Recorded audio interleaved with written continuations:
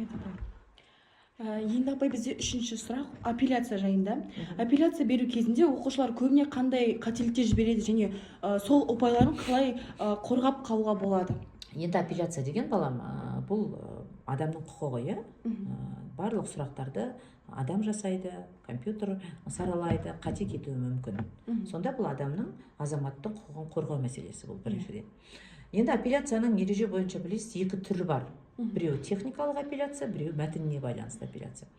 Техникалық апелляция дегеніміз, мысал үшін сұрақта сызбамен, формуламен, мысалы картинамен жұмыс жаса деп, сол болмай қалса, көмескі көрініп қалса, сөйлемнің бір сөзі мүлдем түсіп қалса, бұл техникалық апелляция болып есептелінеді. Яғни бұл тестілеудің барысында беріледі. Тестілеудің барысында сондай сұрақтар келсе, бірден техникалық апелляция берсеңіз болады, ол сұрақ орнына қойылады. Екінші апелляцияның түрі бұл мәтініне байланысты. Яғни тестілеу барысында мынандай сұрақ кездессе, мүлдем дұрыс жауап жоқ. Берілген нұсқаларда. Болмаса, бір дұрыс жауап бар жерде бірнеше дұрыс жауап бар. Дұрыс жауап кодымен сәйкес келмейді, мәтіні дұрыс құралмаған деген сұрақтар кездессе, оны сіз есіңізге сақтап, болмаса қағазға, алдыңызға берген қағазға жазып алып, тестілеу аяқталғаннан кейін нәтижеңізді көресіз ғой. Нәтижеңізді көргеннен кейін сізге 10 минут уақыт өзіңіздің нәтижеңізбен танысуға беріледі.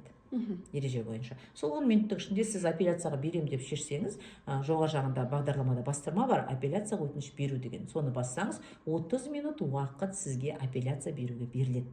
Яғни апелляцияны сол тестілеудің барысын, тестілеу тапсырып отқан кабинетте сол компьютермен беруіңіз керек. Түсіндіңіз ғой? Тестілеуге апелляция берген кезде сіз енді оны мотивация жазасыз. Не үшін? Бұл тестілеудің дұрыс жауабы жоқ. Соны құрап жазып, оны негіздеп, сөйтіп барып апелляцияға бересіз.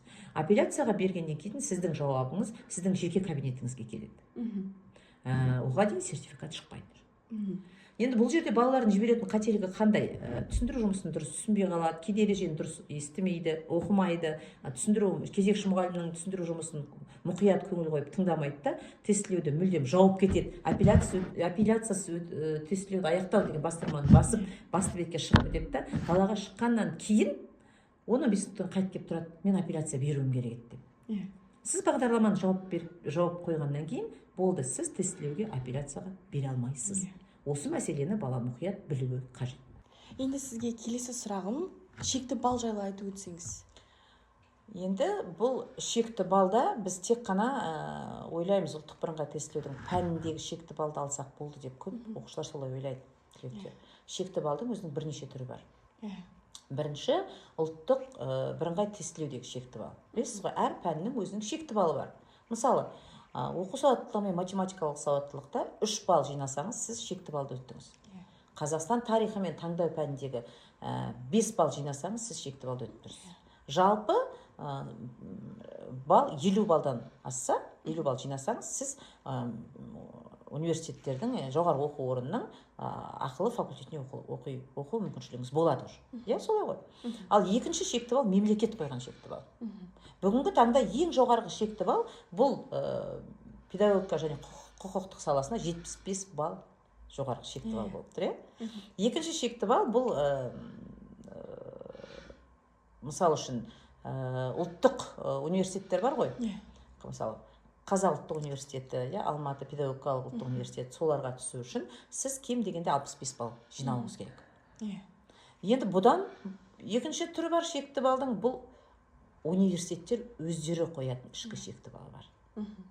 Мысалы, биыл естіп жатсыздар ғой, осы қазір мен де өзім инстаграмыма салып жатырмын, барлық университеттер өздерінің шекті балын жариялап жатыр. Мысалы үшін СДУ университеті 120 плюс деп қойды, кейбір мамандықтарына. Кейбір мамандықтарына 100 плюс қойды. Ал енді тек ақылы факультеттің өзіне 100 адамнан артық алмаймыз деді. Сонда шекті балдың, сіз бал алғанда барлық параметрі шекті балдың келіп тұрма, осыны анықтауыңыз керек. Грантқа түсу үшін, мысалы, кейбір мамандықтарға 125 плюс керек. Өте қазіргі таңдағы атақты мамандықтарға, факультеттерге. Ал кейбір жай университеттерге түсу үшін, жоғары оқу орындарына түсу үшін 50 балды, шекті балды жинасаңыз жетіп жатыр. Сондықтан осы шекті балларға өте мұқият қарау керек. Енді грант мәселесіне баратын кезде сіздер өз мамандықтарыңызды зерттейсіздер ғой. Мысалы мұғалім болатын мамандыққа баратын болсаңыз, сол мысалы үшін ағылшын тілін пәнінің мұғалім болсаң, шекті балл қандай болды былтыр грантта? Соны анықтап алуыңыз керек. Ол мына университетке түскіңіз келсе, ол университеттің шекті баллы қандай болды? Соны анықтап алуыңыз керек. Содан кейін барып, жаңағы конкурсқа түсетін кезде сол шекті баллыңыз келіп тұрған университетті таңдау мүмкіншілігіңіз болады.